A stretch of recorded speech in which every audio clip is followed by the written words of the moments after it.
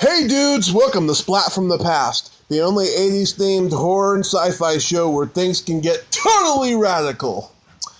Now today, I will be welcoming a very special guest. She is a member of the classic era of the Groundlings comedy troupe in Los Angeles, Wendy Goldman. You may remember her from such movies as National Lampoon's European Vacation. She was the airline stewardess who asked Chevy Chase if he wanted something to drink, and he said he wanted a Coke. And she said, "Do you want it in the can?" And he said, "No, I'll have it over here." And she was also in Delta House, the TV version show of Animal House, and she was in National Lampoon's Class Reunion. So she's had kind of a history with National Lampoon as well. And she wrote the classic 1988 movie, Casual Sex. She co-wrote it with Judy Toll. I'm having her on the show today. It's been a long time coming, and I'm so excited because she's a very funny and talented lady. So yeah, here is my interview with Wendy Goldman. Hello. Hey Wendy, welcome to the show. Hi, how are you? I am great, how are you? I'm doing good, thanks. So, now what do we talk about? Perfect. It's such an honor. Thank you for taking the time today. Oh, well, thank you for the interest. Absolutely. So, going back in time, was acting and performing in comedy something that you fell in love with early in your life? Oh, yeah. I was always going to be an actress from the time I was a little kid, and I did a lot of plays, and then when I went to Second City, when I went to Northwestern, and I studied acting there. And when I was in college, I got interested in improv at Second City, and my parents have been going there my whole life. I've been hearing all about Elaine May and Mike Nichols, and so that whole improv element entered into the acting then. And so I've always, that was always what my interest was, and always, high school, everything. I always wanted to be an actress. Wow, I didn't even realize you were in Second City. So did you... Well, I wasn't in a main company there, but I was in the touring company that I was in, and I studied there. So it was my first introduction to improv and the games and the rules, and I loved it. I see. So you did plays in school and community theater and all that? Well, not exactly community theater, but I grew up in Chicago. I think I said that. I grew up in Chicago, and I did a lot of theater there. And then after college, I moved to New York, and I was an actress in New York. I got into something called the National Lampoon Show. It was based on the magazine that called the National Lampoon. And I toured with them for about 6 months, the East Coast, and then that was, one of my first professional acting jobs, and I did the whole New York acting thing, commercials, and I could tell you how I ended up in Los Angeles. I was going to ask about that in a moment, but wow, I'm intrigued now. So you were in this National Lampoon company in New York. Was there anybody else in there that was famous? Was famous? Well, the show was called That's Not Funny, That's Sick, and it was based on all the we did material from all the Lampoon shows that had gone on before then. They did Lemmings, and so there was music in it, and I always sang, and I had a really good song. A couple of really good songs in the show, and the touring company that I was with, I don't know, if there's somebody who went on to become, a huge name from that, but it was a very strong, really fun company, and we toured, as I said, for 6 months. But what came out of that was it was produced by Ivan Reitman, who did Right. and many other films. And so I first worked something that he was involved with when I did the National Lampoon show. And then he, besides giving me a small part in Ghostbusters, which was really fun, that got cut out, I got into, I came to California to do a TV series based on the movie Animal House. And that was because of my relationship as an actress with Ivan Reitman. And I was a regular on the TV series based on Animal House, and that was the first thing I did in Los Angeles as an actress. I ended up doing a lot of TV and a lot of comedy. I mostly have done comedy, although some dramatic roles, mostly in theater. Mm-hmm. I've seen the scenes that were cut out of Ghostbusters. Was the honeymoon couple scene? Yeah. I knew it. I haven't watched it in a long time, but I remember that scene. Yeah, that was it. And I should have known that was why I learned that he was not in a scene with some of the lead, at least one of the lead characters in the movie. Mm-hmm. Chance you could get cut out. But Bill Ramis was really, really great about it. And it was a scene that a lot of it, we did a little improv on the set, but a lot of it was already, there, and it was so funny and fun. And he called up to say, I'm so sorry, it's cut out of the movie, but it's going to be in the materials on the DVD. So that has haunted me throughout my life, people showing me this. Hey, it's still a great legacy. Thank you. And I had an opportunity to be, to get all of that slime material all over me. So I know it's being slime so much. Yeah. So you're acting in New York in the 70s, and there's lots of great people there. Like Melanie Chardoff was there. Mm-hmm. Yeah, it was actually later in the 70s. It was almost the 80s. So I was on the road with a couple companies as far as doing improv and sketch work and stuff. I've done a lot of sketches, and I really did a lot with the National Lampoon. I did, some voiceover things, and like I said, that was how I came to LA as an actress. Mm-hmm. But I had set off in Chicago to come to New York, and most of the work I started getting was in LA. Although I did some work here in some commercials, and I always played in commercials. I always played the person who didn't use the product. I was the person who, I'd be like the bride who had bad breath, and then I would learn about the product. Oh, I use that mouthwash, or I'd work for the wrong. I'd always be cast as the person that works for the bad hamburger chain and stuff, as opposed to the one that was the really good one. So, I got to use a lot of comedy, and it was really fun. But that's how I supported myself. Mm-hmm. Nice. So, what year did you get to the Groundlings? It was in the early 80s, but I'm not exactly sure. It might have been 1984, something like that. Mm-hmm. I was acting, like I said, I was on the TV series, and then I had done a couple other pilots and series, and it seemed like I was going to follow the route of television, and then I got into the Groundlings, and I loved that kind of performing too, and it was so fun. And then, I met some of my closest, oldest, most wonderful friends. There are many people who I'm still friends with now. Mm-hmm. I've interviewed Lynn Stewart and Terry Bolo, and yeah, they've told me, just how wonderful that place was in the 70s when they were at humble beginnings, and now it's completely different now. It's completely changed since, Gary Austin's been passed on, and it's more like the UCB than the Groundlings, I think.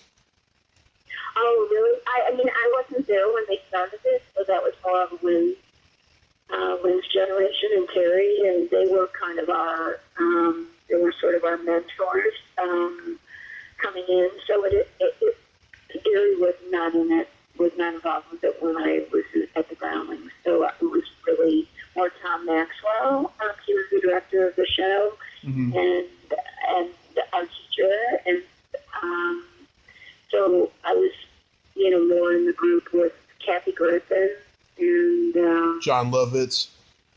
Yeah, Lovitz and Jan Hooks. Let's see who else. Jan Hooks. No.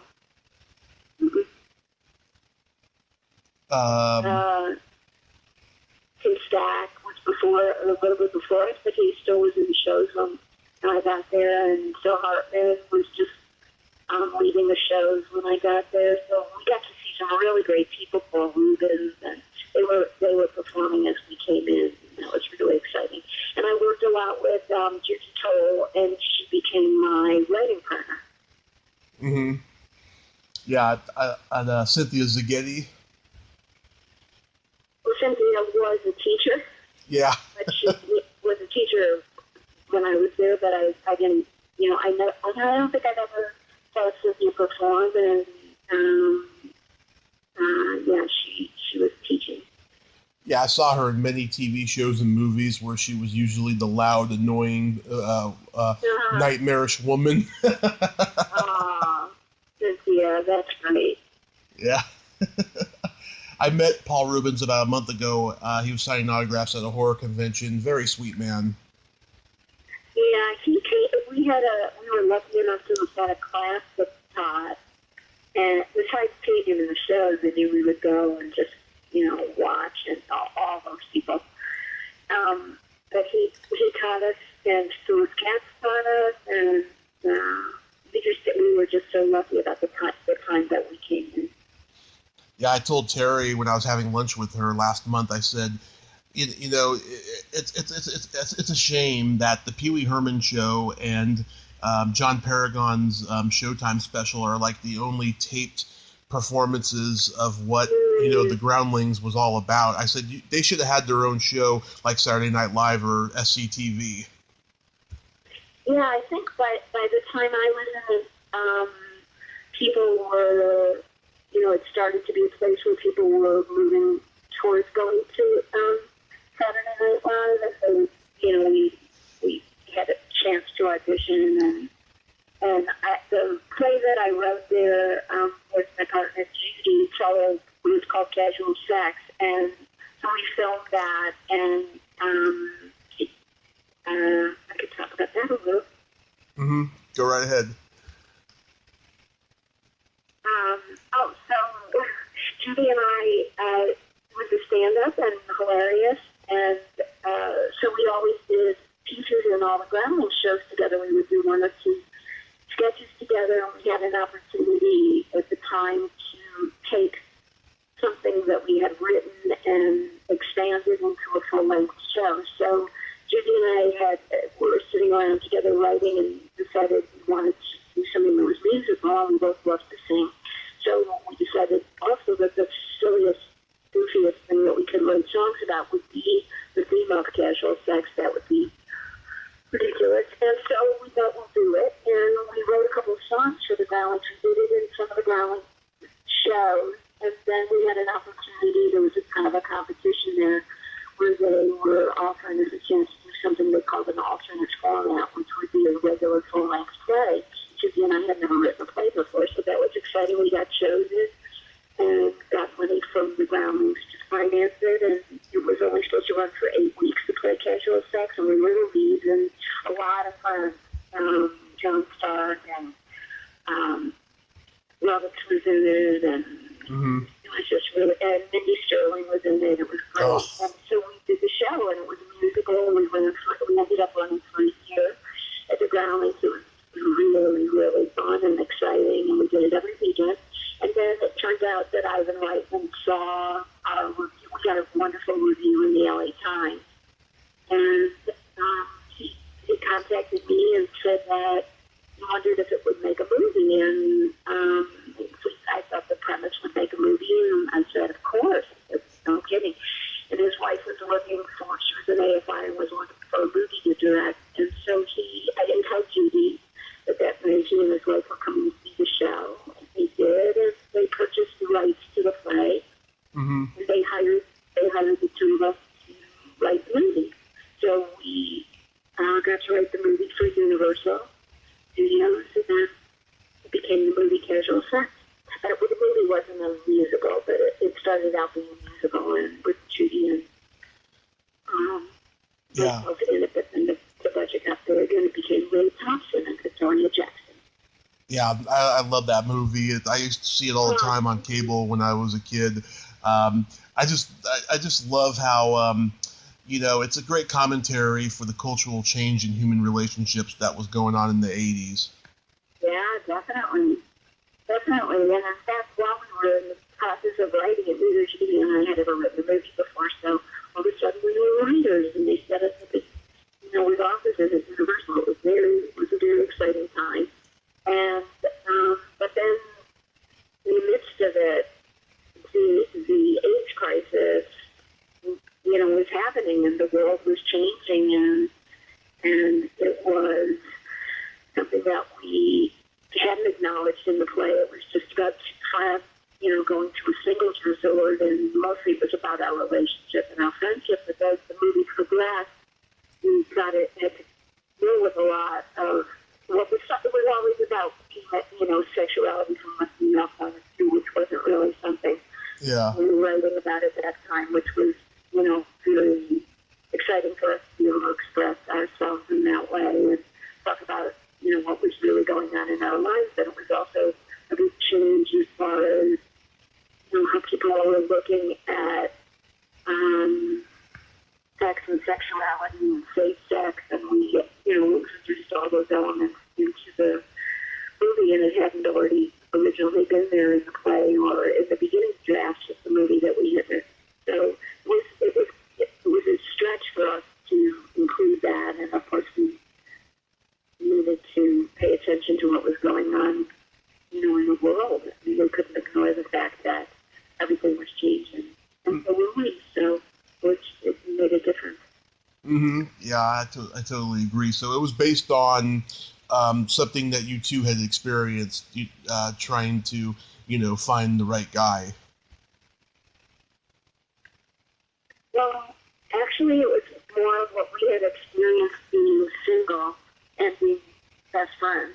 It was really an exploration to begin with of our friendship, and that we were really always there for each other, and it didn't matter what our,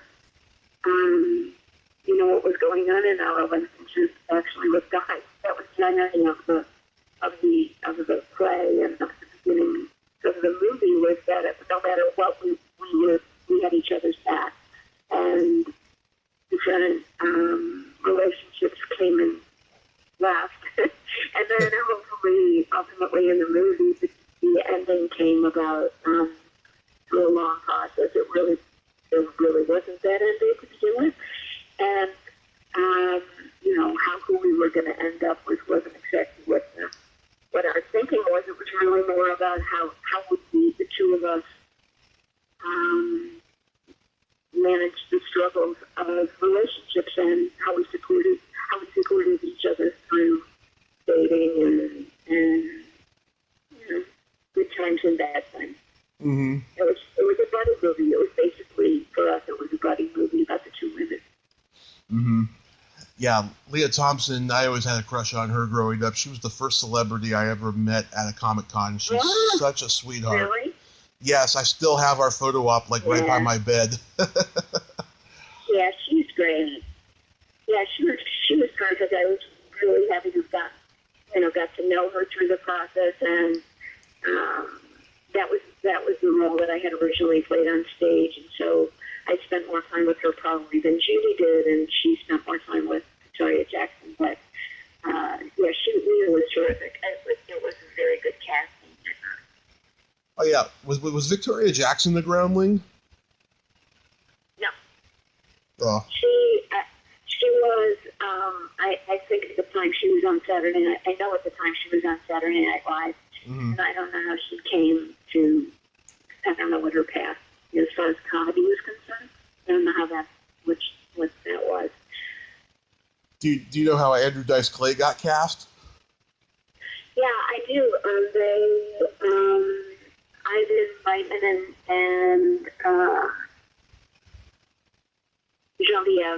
Robert, who was the director of the film, his wife. Mm-hmm. They would go, while we were writing the movie, went to see a lot of stand-up, and they wanted us to incorporate certain people that they were excited about while they were doing that exploration, and he was one of the people that they saw perform, and they thought he was really funny and that he could bring a different kind of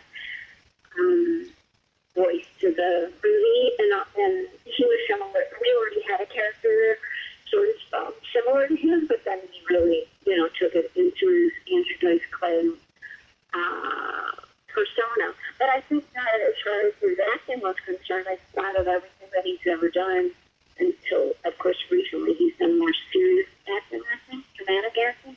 Oh, yeah. Acting it was a strong thing for him to have done. But the part that was different originally was that the movie didn't end the way that it ended, with him ending up with Wendy Thompson's character. That really wasn't what the original ending that Judy and I had, or that we were even working through during the course of making the movie. But they did testing when the movie was put together, and it had a different ending. And I think that there were a lot of guys in the audience that really responded to him and really thought he was very, very funny, and that there was really good chemistry going on between those characters. So after they tested the film, we had to rewrite the ending so that he would end up with her. Yeah, I heard Leah Thompson wasn't too happy with the original ending. The original ending? Or was it the actual ending? It was one of the two. I heard her say in an interview once. But I believe it was.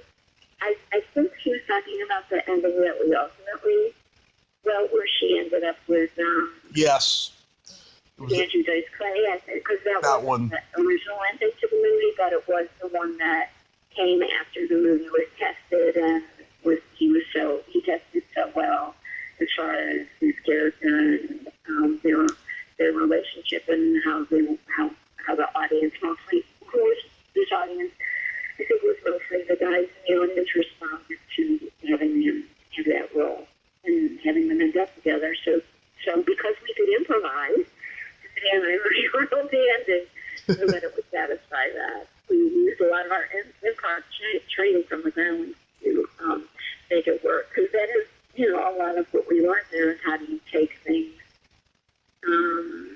and make elements that you might not have expected come out in a way that makes sense. So we had to make sense of what we were given.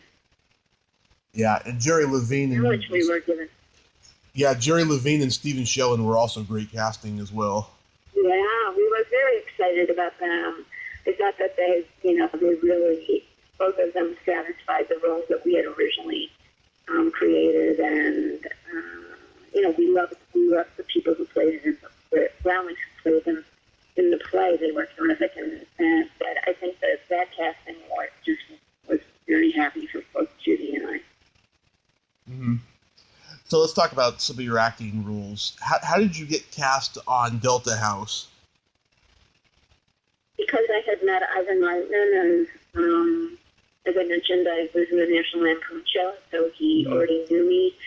And the head of the National Lampoon magazine, he knew me too, and they were doing.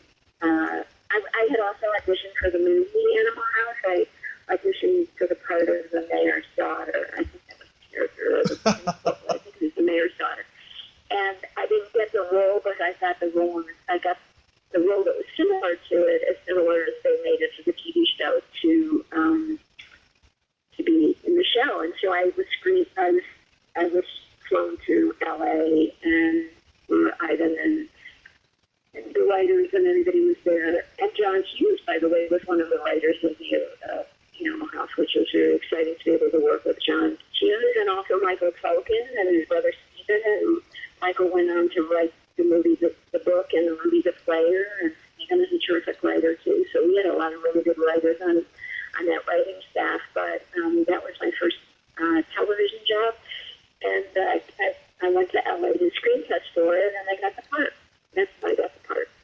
Nice. I interviewed Peter Fox, who played Otter. Oh yeah, I knew Peter very well. Yeah, he's one of those guys who hasn't been in the business in many years, and he's really doesn't want to be found. But I found him, and he was happy enough to give me an interview. Oh, that's good. That's good. We did a lot of episodes. We did 2 seasons of that show. It was a very good experience for me personally. I don't know how he felt about it, but he had a lot to live up to. My character was kind of created for the TV show, although it was kind of an amalgamation of 2 of the women in the movie. But he had wasn't that Peter Rieger's part originally in the movie? I think. Tim Matheson played Otter. Tim Matheson. That's right, Tim Matheson. That's right, Tim Matheson. Yeah, he told me he had a good time playing Otter, and I think he knew Tim Matheson too, so it was a good. Yeah, that's great. Yeah, it was a good match for him. Josh Mostel played Bluto, and I interviewed Walter Olkowitz, and he told me he was up for the part. And I love both those guys, but neither of them are John Belushi. Well, that's true, but I think there was no other person other than John Belushi who was John Belushi, so yeah, you couldn't really expect it to be any different. But he brought his own thing to it. It was a good experience, I thought. Yeah, young Michelle Pfeiffer was in the cast. What was she like? Mm-hmm. She was. I got along with her very well, and she was very new as far as acting was concerned. I don't think that had originally been her goal, but she certainly had a lot of innate ability, and of course she was spectacularly beautiful looking. But unfortunately, her character's name was the Bombshell, so that was really of that time, and she didn't really. It was not a person. So she developed she brought as much as she could to a role that was kind of very two-dimensional, but I thought she ended up being very good in it. Mm-hmm. Yeah, she as you know, she proved herself, as time went on. She did. Yeah. Yep, she did. And I'm so glad she's starting to make a comeback. I was worried about her for the longest time. Worried about her? Why would you have to be worried about her? Oh, she disappeared for like a decade or so, and I was like, "Where's Michelle Pfeiffer? She's one of the greats." Did you get along with the original cast? Well, the original cast wasn't around us. We were. They had shot the movie, and then they went off and had their own careers doing whatever they did. They weren't around only to shot the TV show. But I knew Bill Murray from when I studied at Second City. I knew Bill Murray, and I knew Phil Duenas, and I knew I just think of didn't really know those people from the original cast because I was on the road in the National Lampoon show when they were shooting the movie, so I didn't really know those people. I mean, like John Vernon and all of them, who was in the TV show. Yeah, I mean, I really, to be honest, I don't really think I had any scenes with them. So they're just like shooting any television show. The people that you have scenes with are the people that you get to know. So I think that I just knew them just a little bit. I see. But we all got along. I don't think I can't remember, any kind of tension or anything like that. It was just mostly exciting for me and really fun. And I was on a TV show. It was pretty cool. Nice. And you played a woman at Confession in National Lampoon's Class Reunion. Yes, I did that insane movie Class Reunion. Yeah, and that I improvised. Whenever I had a chance, they would let me improvise, and actually they would say, do it. Just here's the beginning line, so do whatever you want. And that was fun and crazy. And I still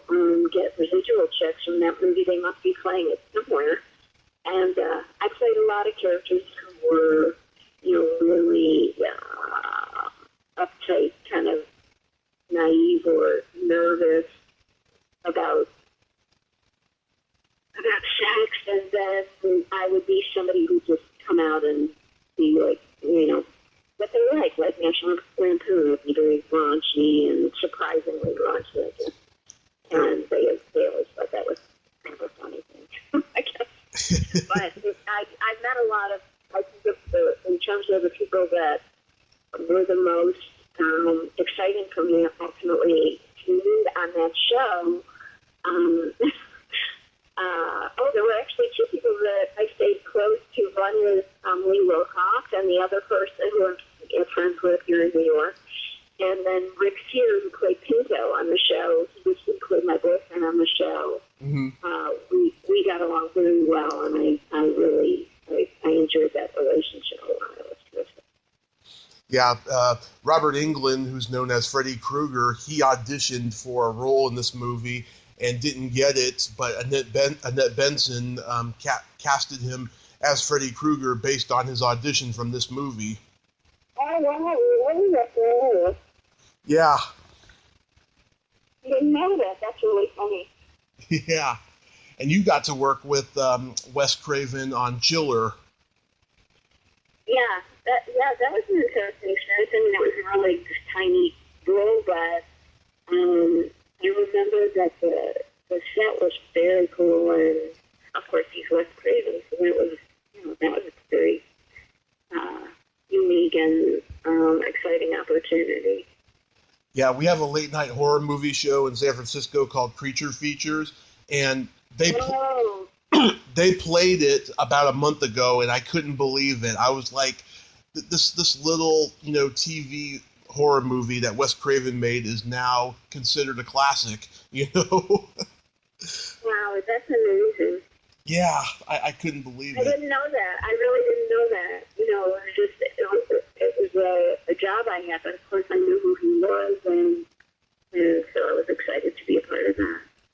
Yeah, I mean, I would expect Trilogy of Terror at least to be on there, but not Chiller. I mean, I thought that was cool. Is that the kind of movies that you like the most? Oh, horror and comedy are like my two main genres. Uh-huh. Yeah. Yeah, it sounds like it. It sounds like the education, knowledge base of all those kind of movies. Mm-hmm. I sure do. I was actually going to film the first episode of my own late night horror movie show this weekend, but I got into some stuff with the producer, my quote-unquote producer. Mm-hmm. Yeah, we're just going to independently shoot it in the Bay Area, and it's not going to happen now, but it will happen in the future, though, because that's what I want to be as a horror host. So. Oh, fun. Yeah, so we'll see when it happens in the future.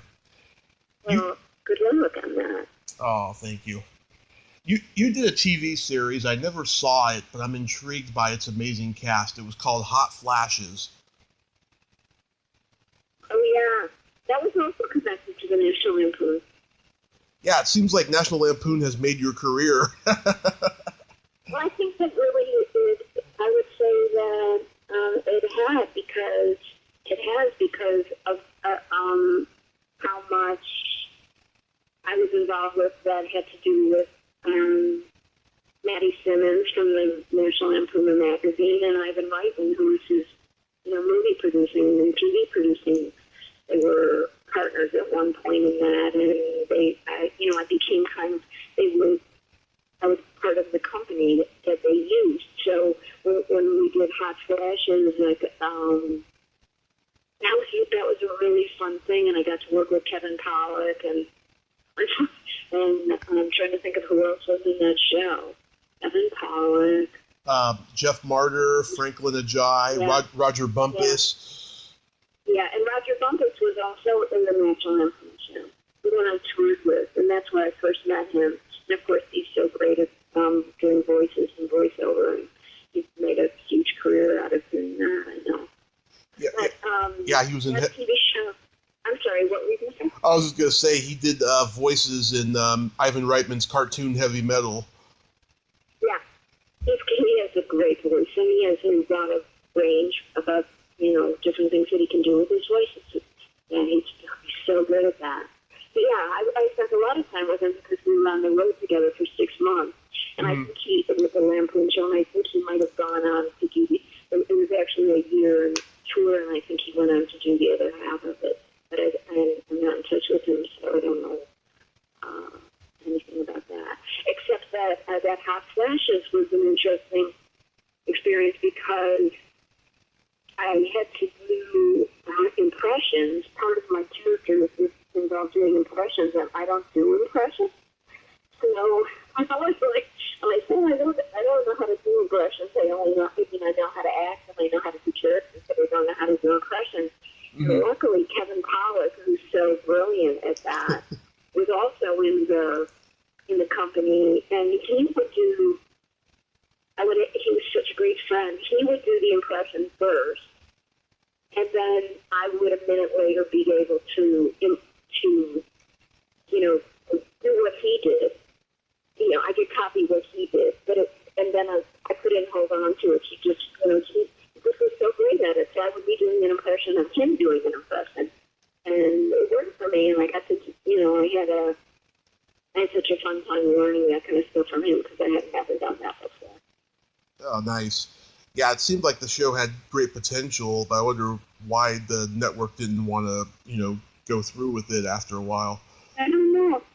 I don't really know. I can't remember what happened at the time. I did a lot of pilots, and I did some things that were short series. Like I did one with Robbie Benson, I played his sister on the show, and I thought that was an marketing movie. They had a really good cast.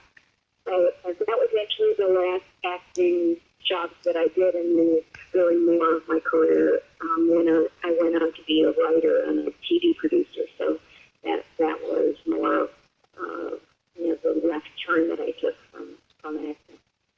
Yeah, my earliest memory of you was the airline stewardess in National Lampoon's European Vacation.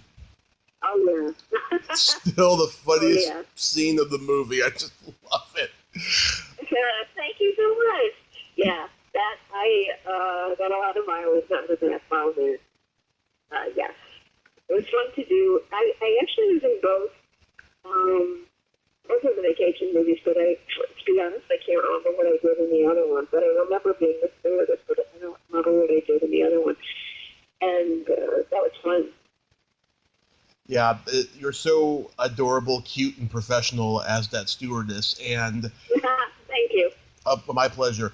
There's a sketch and improv comedian from Canada that I'm friends with named Abby Haggard, and before the internet came, I thought that you were her in this movie. You got the same cheekbones, same dimples, and same curly hair, except Abby's hair is a lot more red. And I until the internet came, I thought you were her. What's her last name? Abby what? Haggard. Hagyard. Yeah, I've brought her name up to so many people, and they don't know who she is. She's like Canada's best kept secret when it comes to comedy. Oh, wow. She had a show. She was on a show in the 80s for kids called You Can't Do That on Television. It was on Nickelodeon. Oh, I don't know this. On Nickelodeon? Yeah.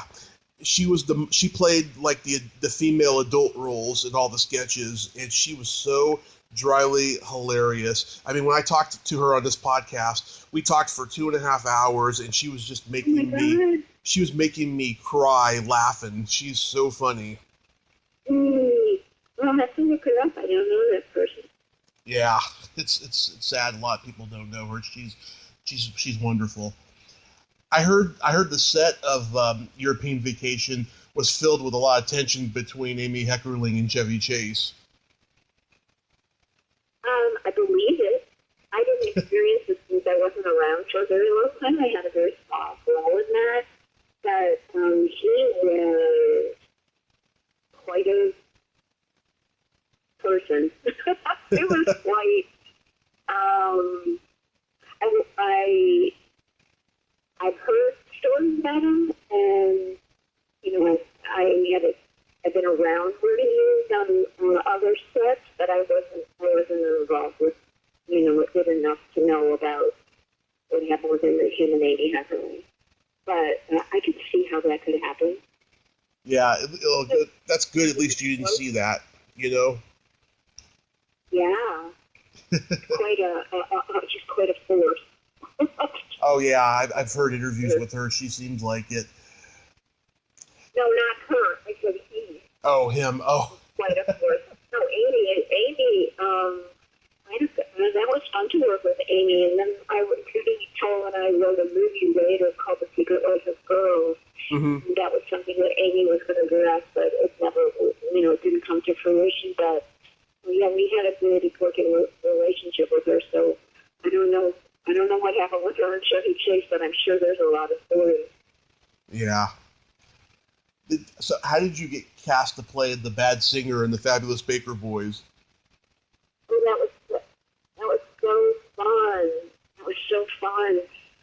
Just my agent sent me up for it, and I loved that audition because the night before they sent you the songs that you were going to sing. So they sent you the music and the lyrics of two different songs, but they just gave it to you the night before, and you had to learn the two songs. And then they said, when you get to the audition, you'll be singing them. So, yeah, of course, that's very nervous-making, because if you don't know the songs that I didn't know, the true songs I was given, then, you have to learn a lot really quickly. So I learned the songs, and then I got to the set, and they said, oh, those songs? Oh, no, you're not going to be singing those songs. So each one of us, they took away the music that they gave us the night before, and they gave us all the music, and we had to make a couple hours, or less, I think it was. It couldn't have been a couple hours, that seems too long now, but it was a very short time to learn two other pieces of music, and a lot of the people were so nervous and upset, and all know that, they were really, really good singers, really, really good singers, and they wanted to do a wonderful job. They just wanted to sing the song so great. But I knew this was a comedy, so I figured because we didn't do well, that's the point. We were supposed to be bad singers. So it's kind of an improv thing to just go with what you're given. And I thought, okay, I'll learn it the best I can, and then I'll do it. And so I got these two crazy songs, and I had a short period of time to learn them.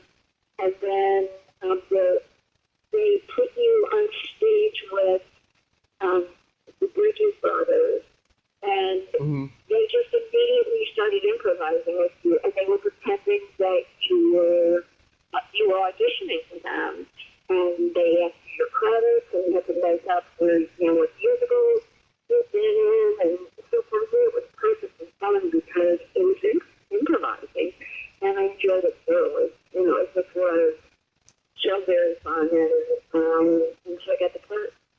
Yeah, and when you did it on set, and then when they shot it, that's how they did it. They did it with the Bridges brothers, just improvising with you. And we recorded many, many songs, and Steve recorded the full song, and then they made that wonderful montage out of it, and it was a very, very, very fun job. I love doing that. Yeah, I think it's a gem of a movie, and it's so overlooked by 80s great movies. Movie, I know. Well, at the time it wasn't. At the time that was a very successful film, and people still remember it, and I think that people still feel really good about it. I don't think that it was a film that got overlooked in a big way, but it was just, he improvised a lot. He's a really good director. Mm-hmm. And you got to be in another project with Michelle Pfeiffer. Did you see her? No. Yeah. I didn't see her that day.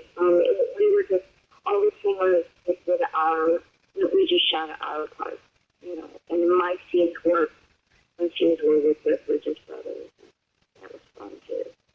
I'm sure she saw you on screen and was like, I know that girl. Yeah, well, that was really ironic that we would end up in that, and the first was so spectacular, and so she was wonderful. Mm-hmm. So how did the path of you ended up writing and producing for TV happen? after we wrote, it was actually during the time we were writing, Judy and I were writing the movie Casual Splat. Mm-hmm. We were taking a lot of meetings to write other movies. You know, it's like it was a very exciting kind of moment for us because we had this play that we were doing on the weekends, and we were always sold out, and we felt that we just couldn't believe it because it was just going to be this little thing, and it became kind of a cult thing to do, and people came, and it was great. You know, it just made so much fun. And then, so we started to get meetings to be writers and to write other movies, and that's when we got the movies with Andy Heckling, and so we were writing that. And then at one point, Judy had a friend who unfortunately I can't remember what his name is, but he was a TV producer, writer, and there was a show that needed a female voices on it. There were female lead characters, and we needed female voices, and we both were, we needed work, and we were just starting our careers as writers. And so we took on another job, and it was a TV job.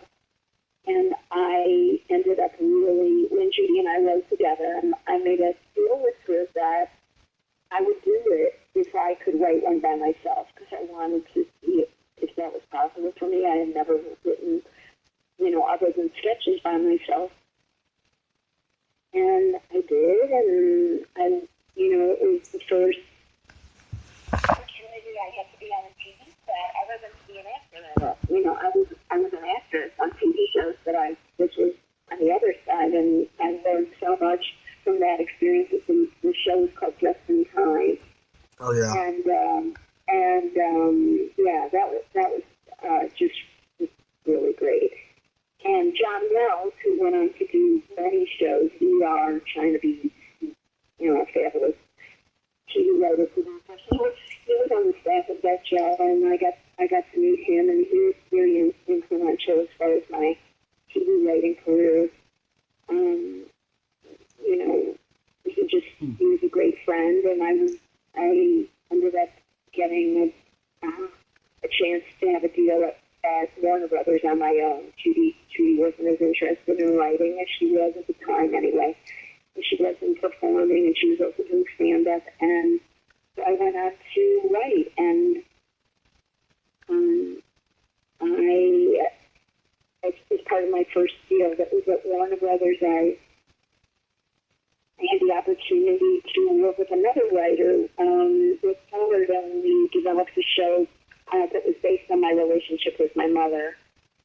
And it was really great. And Patricia Heaton played a character who was based on me.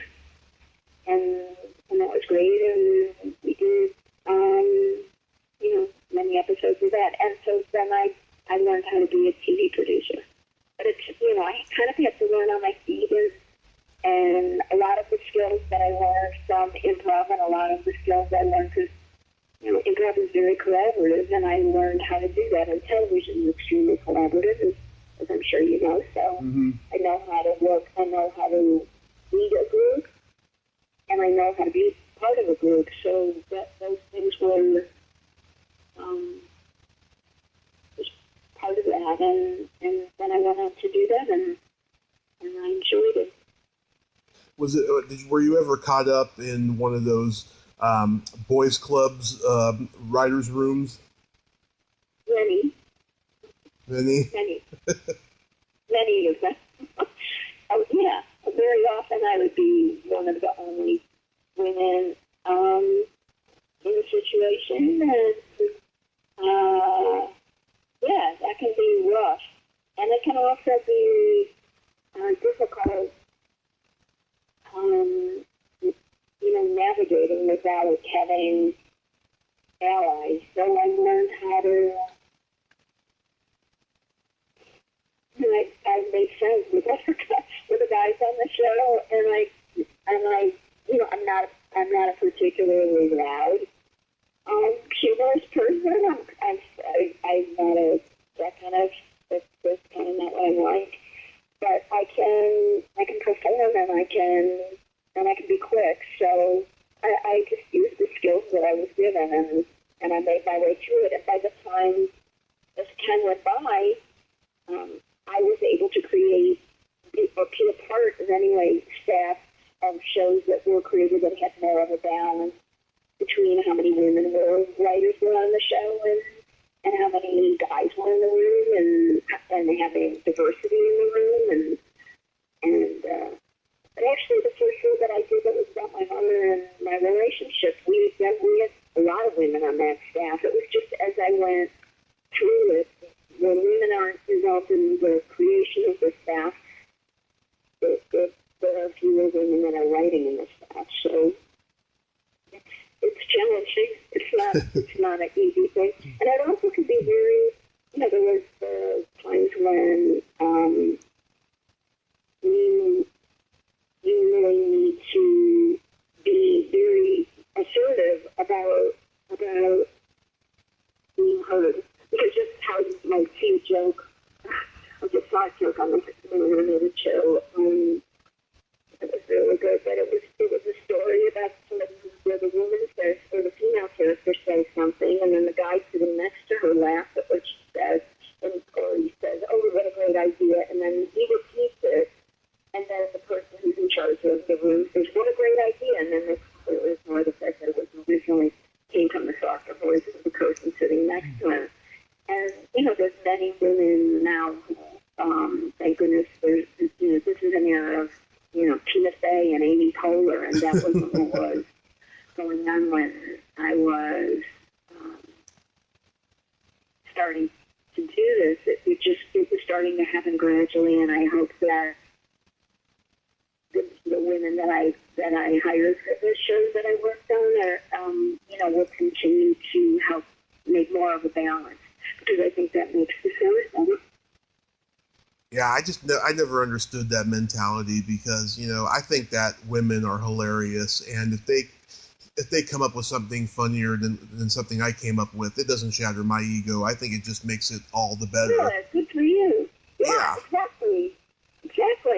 And I think that, when you learn how to collaborate in something, like an improv company, you have to take what you get from the other person and you build on it, and that's how it works. You say yes to what the other person said, and then you help tell the story using what they said and giving people credit for what they said and what they do. So luckily, I think more and more is changing, and I still don't think it's changed fast enough or far enough yet.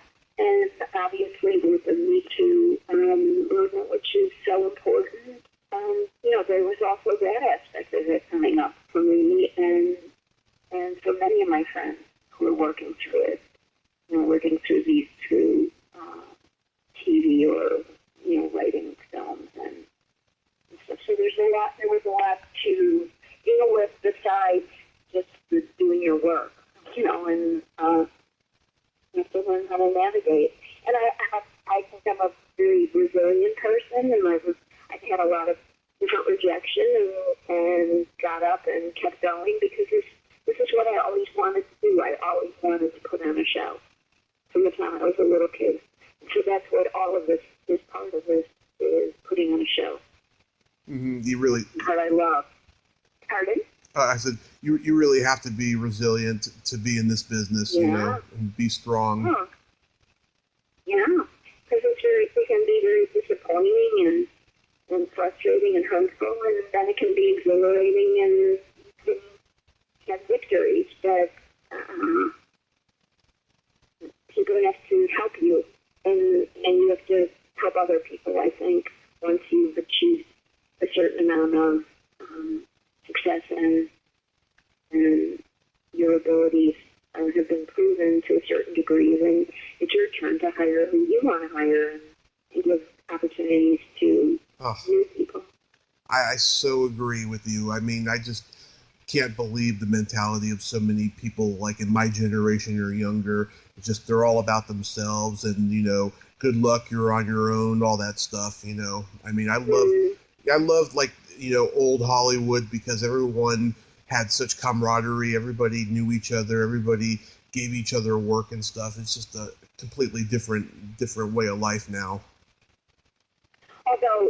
in old Hollywood, way before we were born, was the studio system, and nobody had the opportunity to, none of, everybody was a hired person, and everybody, there wasn't enough to go around. And I think when there's that kind of thinking, there isn't enough to go around, and I have to grab hard onto what I'm working on and not let anyone else get near it, and it hurts the work too.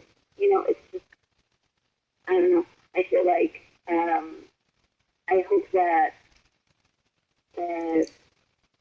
it becomes more collaborative. I guess collaboration is the way I like to work. So that's just me. So are you working on anything these days? Yeah, I'm writing a play, and now that I moved to New York again, and this was the experience I never got to finish when I moved to California, and I love theater, and that's how I began working in theater. So I'm writing a play, and I hope to see what happens with that. And it's funny to have thought that Judy and I wrote a play, and at the time we were doing it, we were both going, wow, we're writing a play. We don't know how to write a play. Well, we didn't know how to write a movie either, and then we had to do it. So I'm excited and hopeful about it. And I also teach a class. I've been teaching it for a long time now called Improv for Writing. I taught it in LA and then teaching it here in New York. It uses some of the improv games that I've learned along the way, and other things that I added. I worked on it with another Groundling, who is in the company with me, Robin Schiff. Mm-hmm. And we created this class, Improv for Writing, and we love teaching it. I'm teaching it here in New York, and she teaches in LA when she has a chance. And there's no performing in the class. It's all writing, and it's all using a lot of the spontaneous kind of things that we've learned how to do. And then I also work independently. I work one-on-one with creative people, mostly writers, playwrights and writers, and novelists and memoir writers. And I work as a writing coach, which is also another part of things I like to do, which has also helped when I was, worked as an executive producer on TV shows. Because, I helped people's creativity and help get over when you feel stuck. So those are the things that I'm doing, and I love living here in New York now. Oh, that's wonderful. How long have you been in New York? Thanks. Now I've only lived here a couple of years. I left LA. Finally, I never felt completely at home there. I was always looking forward to when could I move to New York and walk and be a part of the city the way I felt like I was more a part of the city in Chicago. But some of my friends, some of them just love LA. But I miss my friends. A lot there. But I have a whole new life here. Yeah, I'm moving to LA in July. I'm looking forward to it. I've been trying. Oh, great. I've been trying for 18 years, and now it's going to happen. I'm so excited. Great. Oh, that's going to be wonderful. Yeah. So you already planned the move and everything, so you know which month. Yeah, got everything planned down there and stuff. I've made so many contacts on this podcast. It's amazing. Great. Yeah, I'm just going to, try to get involved in theater down there. I got offered a movie when I was up there a month ago, and hopefully I'll get to do it. So, and as an actor on it? As an actor, yeah. And Great. I've been a stand-up for 13 years, so I got many stand-ups. Yeah. Oh yeah. I mean, in your day in LA, I mean, there was the comedy boom, of stand-up. I mean, there was everybody there. Oh yeah. At that time. But yeah, I think that's wonderful, Wendy, that you're in New York and you're happy and you're still doing what you love. And I appreciate you coming on today. Well, thank you so very much, and it was really good to talk to you. So great delight when you moved to LA. Oh, thank you so much. You're so welcome. You are so inspirational. You have yourself a great day. Thanks, you too. Bye-bye. Okay, bye-bye. Well, there you have it. Wendy Goldman. Ain't she a sweetheart? Yes, she is. Thank you so much, Wendy. I'm so glad that we got to talk about that generation of comedy and show business. You are truly inspirational. If you like this video, everyone, please subscribe to my YouTube channel, add me as a friend on Facebook, join my Tommy Kovac comedian page on Facebook, follow me on Twitter and Instagram, and all that fun stuff. Well, that's all the time we have this week on Splat from the Past. Until next time, this is Tommy Throwback Kovac saying, there's no shame in living in the past, because the present sucks. Later, dudes.